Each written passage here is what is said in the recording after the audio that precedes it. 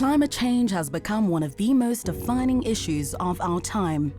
While some may dismiss it as a hoax or fake news, the reality is that up until now, the world has burnt over 1 trillion tons of carbon into the atmosphere.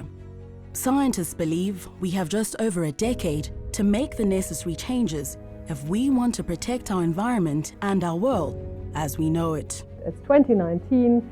I think the world is finally waking up to what I've been calling actually a climate panic, and it's finally okay to panic. Despite this grim reality, we can reduce harmful emissions and halt global warming by investing in cleaner green solutions and changing consumer habits. And one way to do this is through advocacy. Advocacy is central to sustainability and its success. The sustainability movement is really driven by a lot of people that are very passionate and that are very committed to what they do. Some of the interesting advocacy stories within the movement speak to a drive or an ambition for net zero. But another one is relevant for the South African context as well, is a broader definition of sustainability. So for any business to embark on a sustainability drive, you need to understand that when you first start, it is quite important and sometimes quite challenging to get buy-in for the entire business. And I recall when we first started on our sustainability drive, it was a mere handful of people within the organization that were labeled as the greenies. Once you get buy-in more and more of your business, of your executive, of your shareholders, and even of your key stakeholders like your visitors and your tenants, and once you have educated and shown people that sustainability is a positive thing, then only are you on the right track. We have an enormous opportunity with using green buildings, sustainable buildings which are water neutral, carbon neutral, which target zero waste. We can use systems like that we have. The power of collective action through member community is where change can be effected. This is demonstrated through what has already been achieved.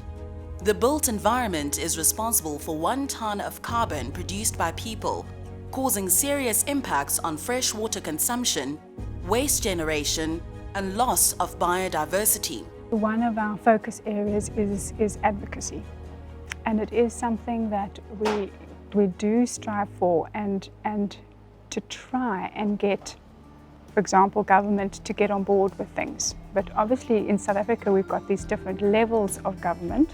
From a national level we haven't had as much success, but from a provincial and a local we are getting some good success rates where they are catching on to Green Star rating. We've seen young South Africans taking to the streets as part of a growing global community in the fight against climate change, demanding action to be taken in order to prevent further global warming and climate change, as well as to get governments to publicly declare that the climate crisis is a reality.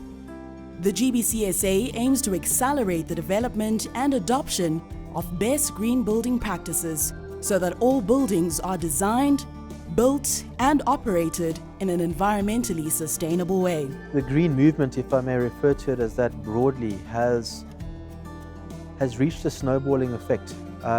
With the likes of Greta Thunberg in Sweden, having these climate marches every week, has now become a household name. And you've got kids from 5 years old all the way up to 16, 17 years old, which are now acutely aware of that and bringing that into the homestead. That's in a turn having ripple effects into the commercial areas. I think we all are quite aware of the fact that global warming is here. It's not coming, it's here. So if each and every one of us can actually do just a little bit to make a difference, then together we can make a big difference. Our community or the people that we attract to work for us are also very astute in terms of green and what's happening in the world in terms of global warming and all of that. So there's a voice there, and a social voice that says, what are we doing as part of Discovery to be aligned? Climate change is definitely the new item on the agenda to discuss. If you look at COP 2021, our country is committed to getting net zero buildings in 2050, to have all buildings certified with net zero to reduce the climate change, and as their commitment to that.